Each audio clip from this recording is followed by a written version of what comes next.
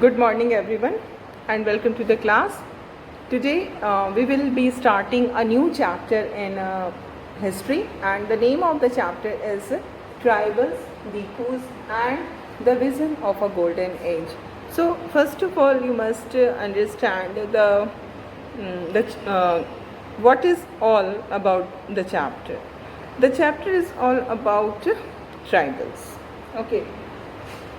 So first of all, you must understand the meaning of tribal. What do we mean by tribal? Most of you must be knowing, है ना, tribals कौन होते हैं? Tribals, they are, we can say, they are the original people.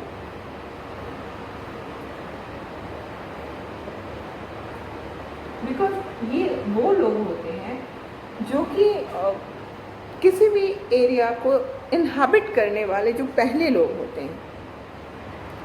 इनके आने के पहले वो एरिया अनइनहैबिटेड था. इन्होंने किसी भी पर्टिकुलर रीज़न को, पर्टिकुलर एरिया को इनहैबिट किया और वो फिर वहीं रह गए. उन्होंने उसको छोड़ के वो हटे नहीं. जैसे क्या हुआ, सबसे पहले इंसान जो है वो एक अनसिविलाइज्ड लाइफ लीड करता था. बिकॉज टाइम ऐसा था, they were not having any kind of knowledge, any kind of facilities, resources, nothing was there. So जिसको हम primitive man कहते हैं, है ना, they used to live in forest and all their needs were satisfied by the forest only. They were heavily dependent on the forest. Slowly what we find that the civilization started to take place. The human being started to be civilized, है ना.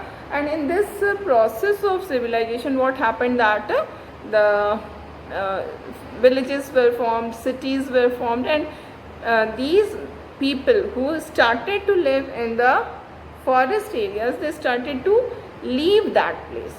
उस जगह को अब वो छोड़ करके शहरों में, गाँव में, whatever जो भी civilized way of life था उसको उन्होंने adopt कर लिया, है ना. और जो forest life वो lead कर रहे थे उसको उन्होंने छोड़ दिया. बट सबने नहीं ऐसा किया. कुछ ऐसे लोग थे जो कि उसी फॉरेस्ट में रह गए और उनके आने वाले जो जनरेशन्स थी, they also continue to be there only.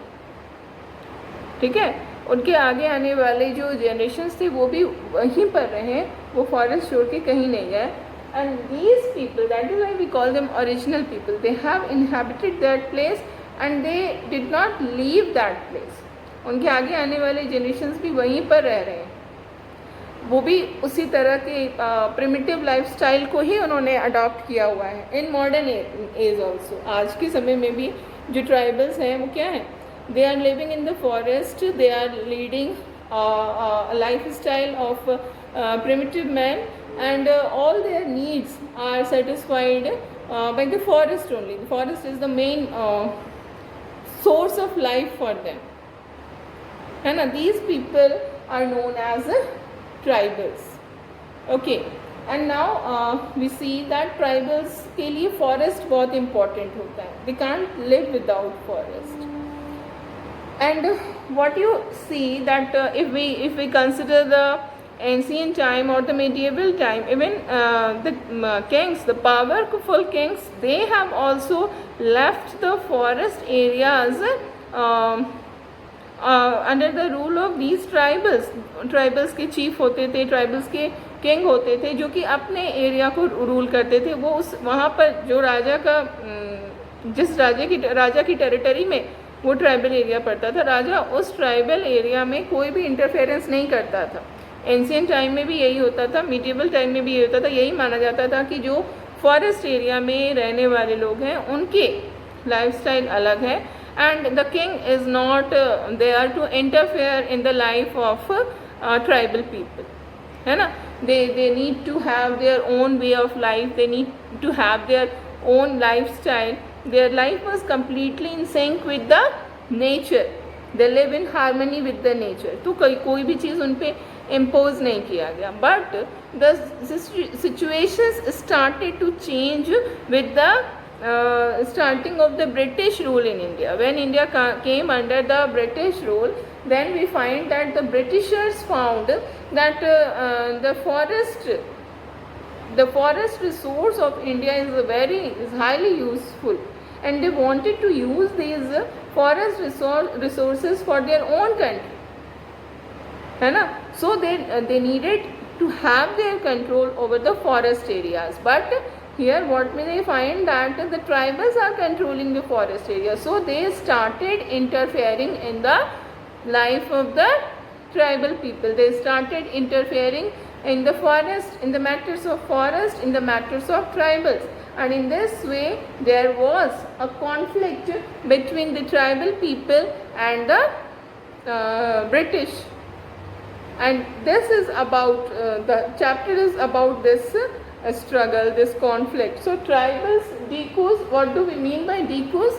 We will consider, discuss all these things. And what was the vision of a golden age?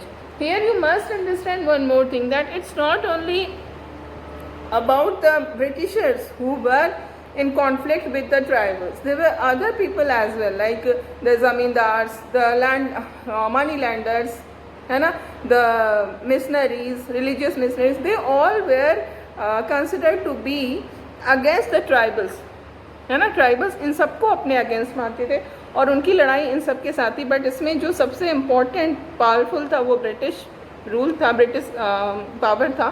तो ये पूरी जो चैप्टर है हम उसमें इसी को डिस्कस करेंगे. ओके, सो और एक जो नाम बहुत ही इम्पोर्टेंट इस चैप्टर के अंदर आएगा, that is the name of Birsa Munda. Birsa Munda is considered as god for tribals. So Birsa was he considered as God, and he belonged to a family of Mundas. Mundas की फैमिली को वो बिलोंग करता था, जो कि उनका सरनेम है ना. और मुंडास की फैमिली में उनका बर्थ हुआ था, जो कि एक ट्राइबल ग्रुप है जो कहाँ रहती है, छोटा नागपुर. छोटा नागपुर कहाँ है, बिहार. अभी बिहार में था पहले, अब वो झारखंड में हो गया. ओके, सो ये जो मुंडास हैं, दे यूज टू लिव इन छोटा Nagpur.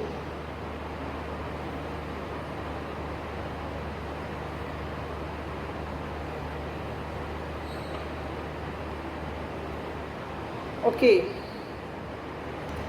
and he was considered as a person who has miraculous powers. Miraculous, चमत्कारी पावर्स जिनके पास था. मिराक्युलस,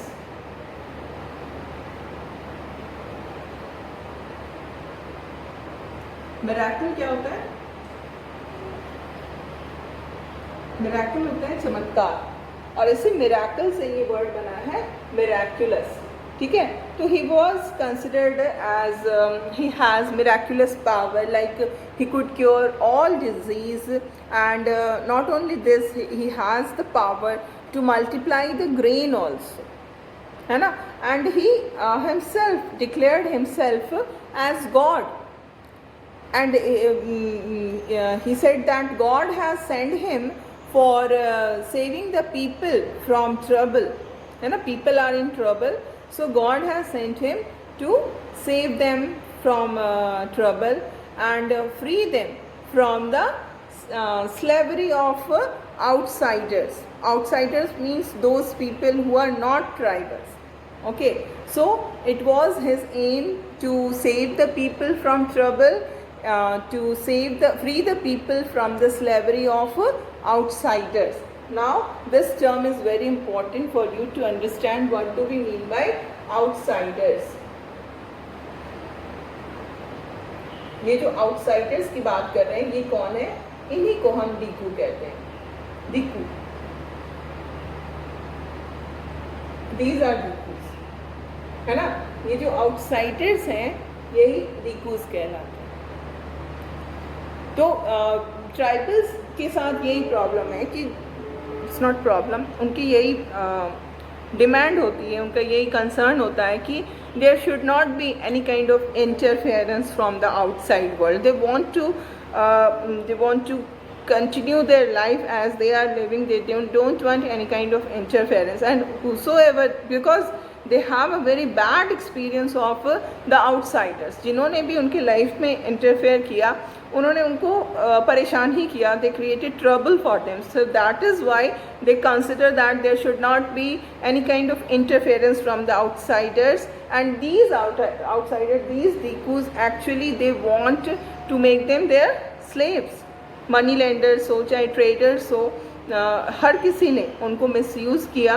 तो ये बिरसा जो है he has been appointed by the god to free people from the slavery of Dikus. He has been appointed by the god to save people from trouble. Okay, and what we find that very soon thousands of people began to follow Birsa. They believed that he was Bhagwan, he was God, and he had come to solve all their problems. So people became their followers. Okay, and in this regard you must understand that it was not only Mundas. It's not only about Mundas, ki only Mundas, people who belong to Munda community were only following Birsa. No, it's not like that. People of all other tribal groups like Santhal ho, chahe Orans ho, chahe Gonda ho, they all were following Munda, है ना? And all of them were all of them in different ways were unhappy with the changes they were experiencing, है ना? जो भी changes हो रहा था because of British rule, उनकी लाइफ में बहुत सारे चेंजेस आ रहे थे. एंड ऑल द ट्राइबल्स, चाहे वो कोई भी किसी भी ट्राइबल ग्रुप को, गोंड हो चाहे संथाल हो चाहे ओरियन हो चाहे मुंडा हो, हर ट्राइबल ग्रुप जो है वो इस चेंज से कहीं ना कहीं किसी न किसी तरीके से परेशान था, है ना?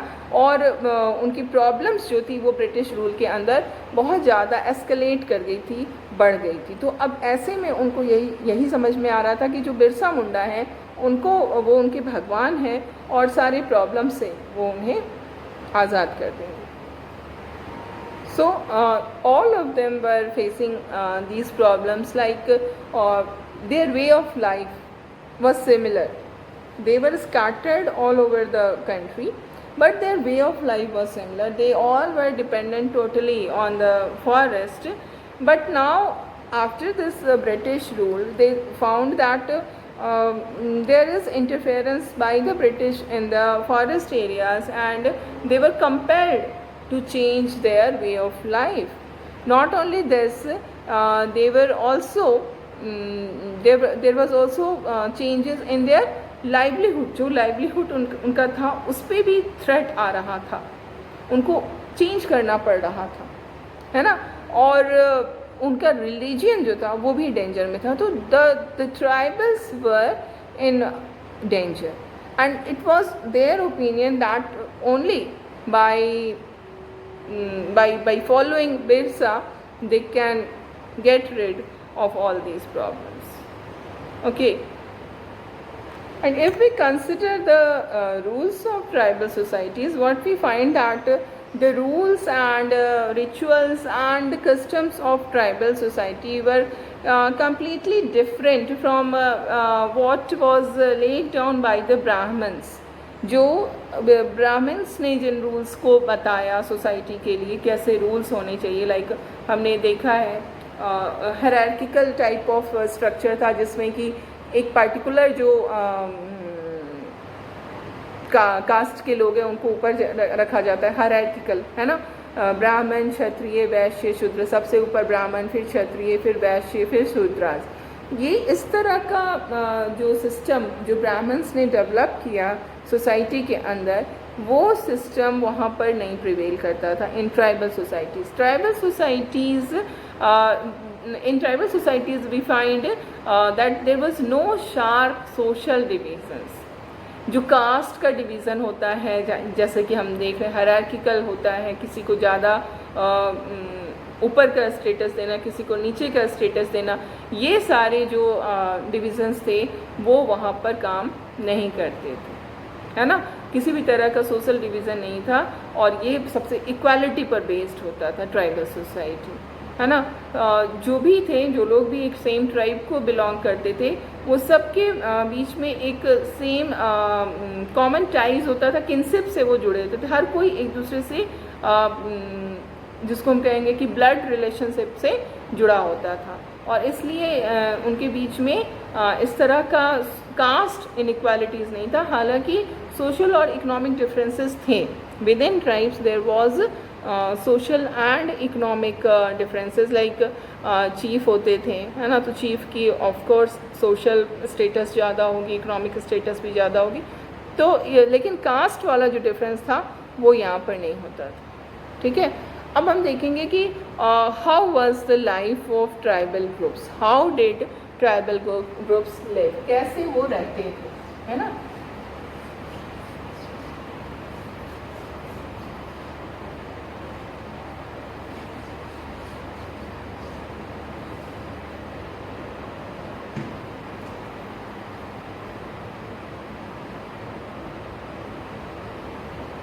How did tribal groups live?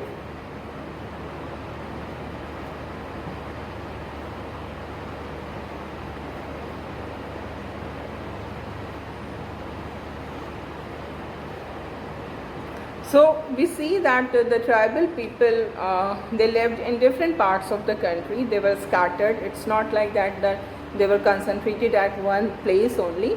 They were scattered all over the country, and they were involved in variety of activities. So first of all, we will consider the farming activities in which some of the tribals were engaged, and this farming was a very special type of cultivation was done by these tribals, and it was known as jhum cultivation. Jhum.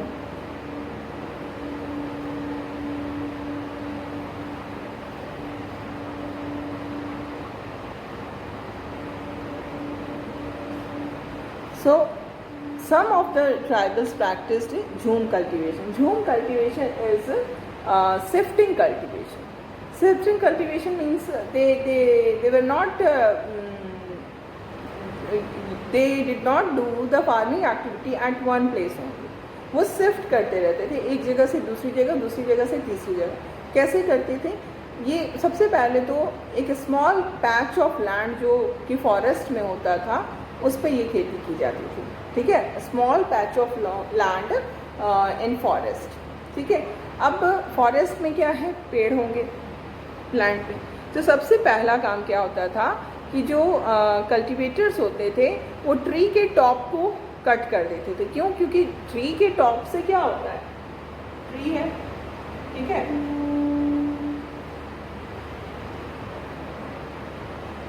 अब यहाँ पे हमारा sunlight जो आ रहा है, that sunlight is getting obstructed, नीचे तक नहीं पहुँच पाएगा, है ना, फर्श तक लैंड जो है वहाँ तक सनलाइट नहीं पहुँच पाएगा, because the sunlight is getting obstructed by the trees, है ना।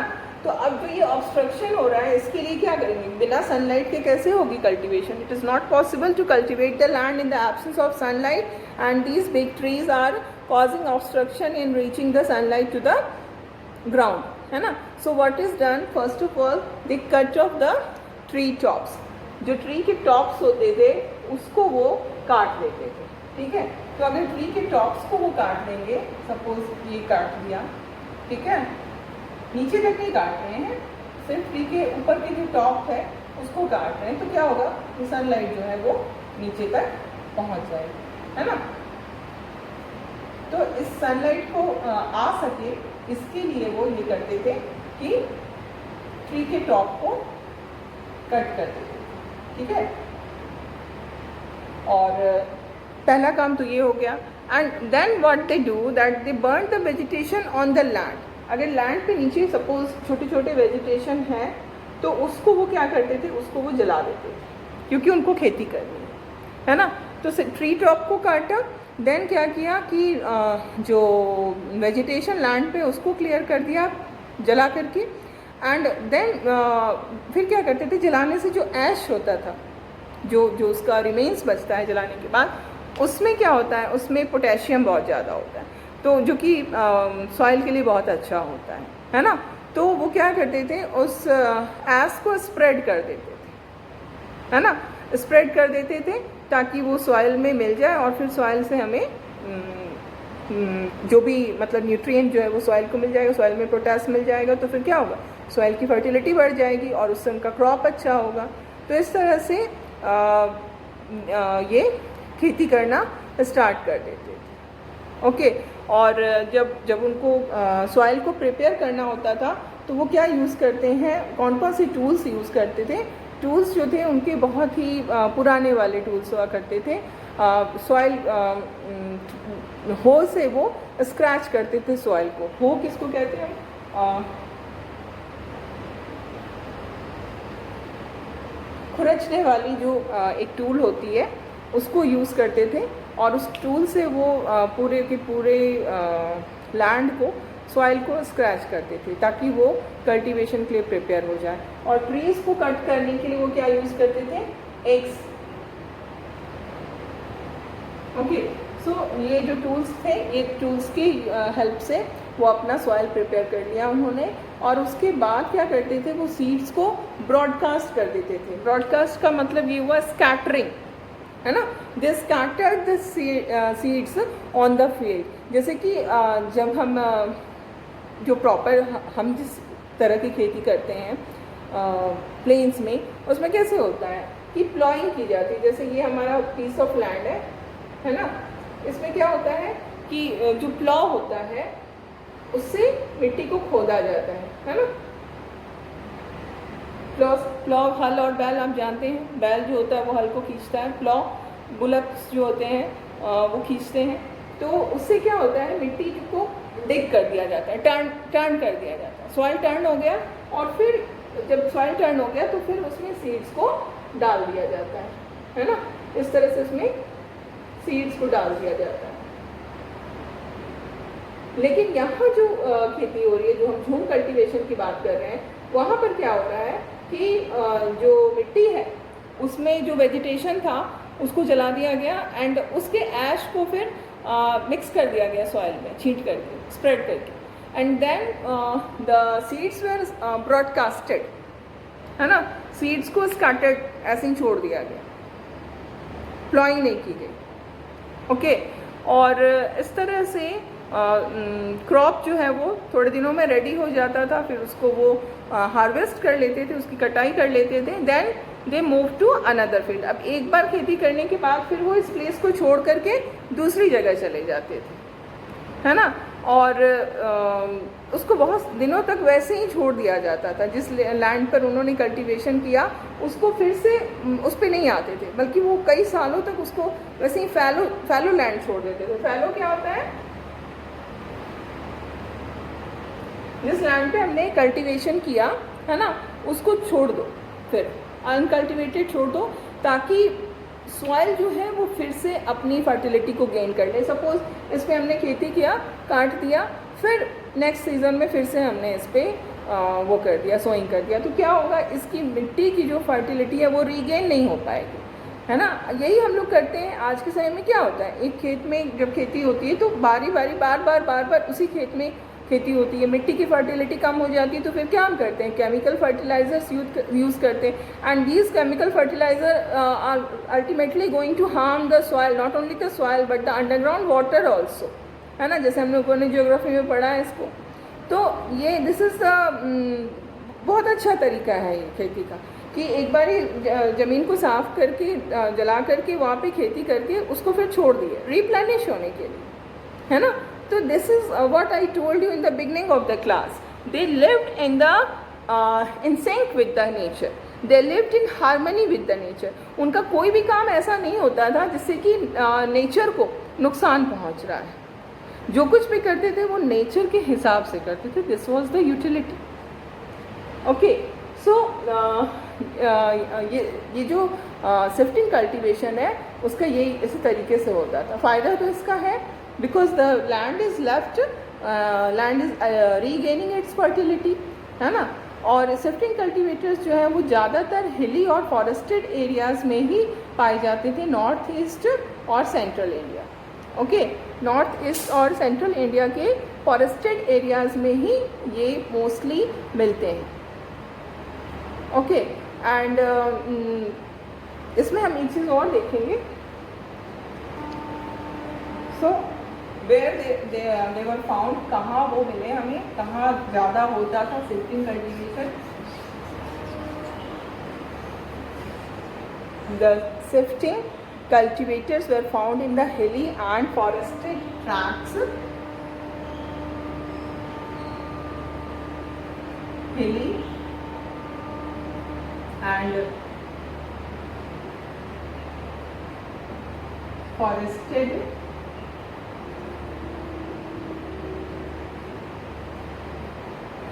forested tracts of northeast and central India.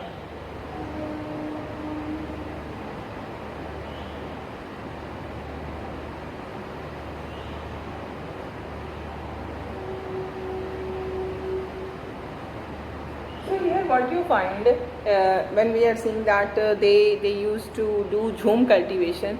In order to do jhum cultivation successfully, it was very much important, it was very much vital for them that they must have this freedom to move in the forest. There should not be any kind of obstruction in the movement of their freedom, in the freedom of their movement. अगर उनके movement को रोका जाएगा तो फिर क्या होगा? They will not be able to do this cultivation. So these were the problems they started to face during the British rule. क्योंकि ब्रिटिश रूल, जो ब्रिटिशर्स थे, वो धीरे धीरे उन्होंने ये समझ में आया कि जो अगर हमें इंडिया की फॉरेस्ट रिजर्व को यूज़ करना है, फॉरेस्ट रिसोर्स को यूज़ करना है, तो उसके लिए हमें ट्राइबल्स को कंट्रोल करना होगा.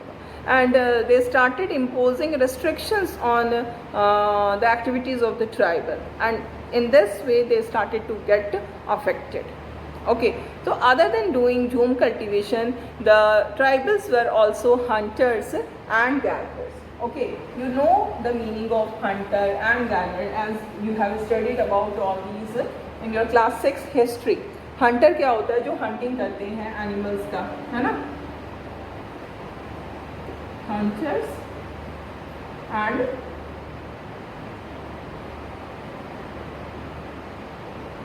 gatherers. What's it? Hunting कर रहे हैं वो, जो कि एनिमल्स को, डिफरेंट टाइप ऑफ एनिमल्स की, है ना? And then gathering is the collection of different food items, जैसे फ्रूट्स हैं, रूट्स हैं, फ्लावर्स हैं. All these items were gathered, were collected by the tribals. So forest उनके लिए बहुत ही इंपॉर्टेंट था. They can not survive without forest. अगर हम झूम कल्टीवेशन देखें तो भी वो फॉरेस्ट में ही कल्टीवेशन कर रहे हैं. हंटिंग गैदरिंग के लिए भी फॉरेस्ट चाहिए, बिकॉज हंटर्स कहाँ हंटिंग करेंगे? एनिमल्स तो फॉरेस्ट में ही होते हैं, है ना? गैदरिंग के लिए भी उनको फॉरेस्ट चाहिए. तो फॉरेस्ट उनके लिए बहुत ही एसेंशियल था. और इसी में हम एक कम्युनिटी, पर्टिकुलर कम्युनिटी को देखेंगे, खोंड्स जो थे. खोंड्स, ये खोंड्स कहाँ के थे? These Khonds, they were belong to the forest of Odisha. They belong to the forest of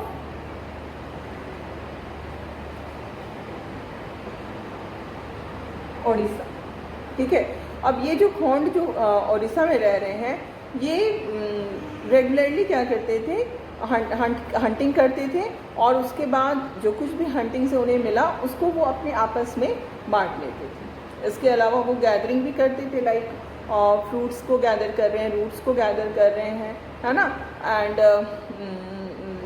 cooking के लिए, अगर फूड कुकिंग के लिए उनको ऑयल की ज़रूरत है तो वो ऑयल भी उनको वहीं से मिल जाता था. कहाँ से? फॉरेस्ट से. कैसे?